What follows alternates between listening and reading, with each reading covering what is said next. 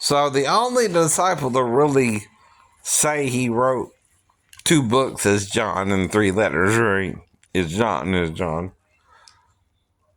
Matthew, Mark, and Luke, right? And, they assume it was Luke, right, who wrote Acts and Luke, right. Which he apparently got from Paul, right? Which, when he's talking about the resurrection and the 7 men with the 1 woman, right? That seems like something Paul would say there. Mm-hmm.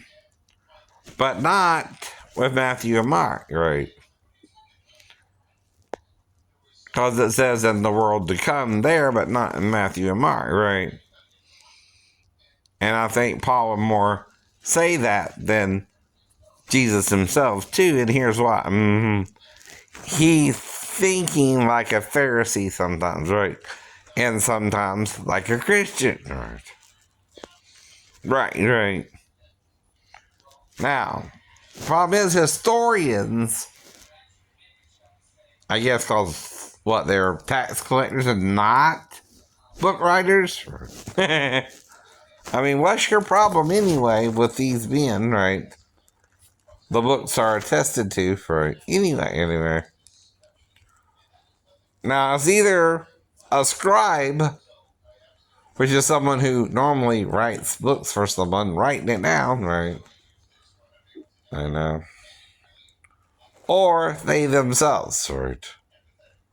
But only one says he actually penned his own gospel. 3 letters to the church and the book of Revelations. Right? And it fits. The book of Revelations, with John being the only disciple to see him on the cross. He also calls Jesus the door, which traces back to the Old Testament, right? See, in the Old Testament, that's a woman. That's a woman. If you're seeing boobs on Jesus, he's what's called a hermaphrodite, because he's also circumcised in Luke. A hermaphrodite has a penis and a vagina, right? And they're not known worse back then. Yes, I know. They're barely talked about now because of crazy quack doctors who don't want to deal with it. That's right. It's very right. Mm-hmm. But you have to look it up in the hospital or online, right? To find out what it really is. I know.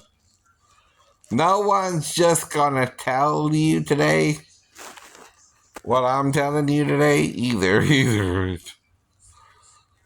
They've been brainwashing themselves for 1,700 years that God is against women. And they're the image of God. Yes. That's a sin. It's idolatry, in fact, yes. Any male image or female image, according to Moses, can't be made as the image of God, right? Or represented. A light might could. It's not male or female, no. And a hermaphrodite might could. It's not male or female. Mm-hmm. But not a male or female, right? I keep pointing that out to you, right? In Deuteronomy 4:15 through 18, if you want to read all that, right? Start talking about worshiping images, right? Male or female.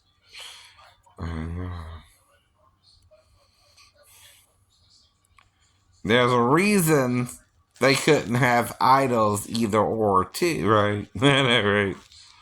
But God was to rule over them in a way, and they weren't going to even have a king at first, right?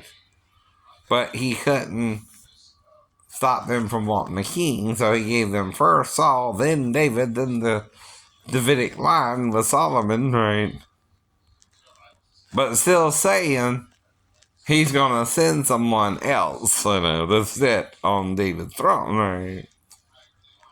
But that's your problem, Jews, right? Don't mean he's a man. Don't mean he's a man who God would send to us, right? And you've been brainwashing yourself to think your Messiah is a man, right? Or male, right? He's not. He's not. Not that I can do anything about it right now, right? But I tell you, he wasn't a man. He wasn't a man. I know. If Isaiah called him Emmanuel, oh no. And El is no man, right? What would El be born of a woman who knew a man? Both. That's what the Gnostics are talking about. A woman in heaven having a child called Yadaboa, who's the androgynous lion-like creature. Who does that sound like? Well, right. Who's the Lion of the tribe of Judah? Jesus. Jesus. He's also the Lamb. He's also the first. So Isaiah says, as a ewe before her shears is dumb, right? In chapter 53, right?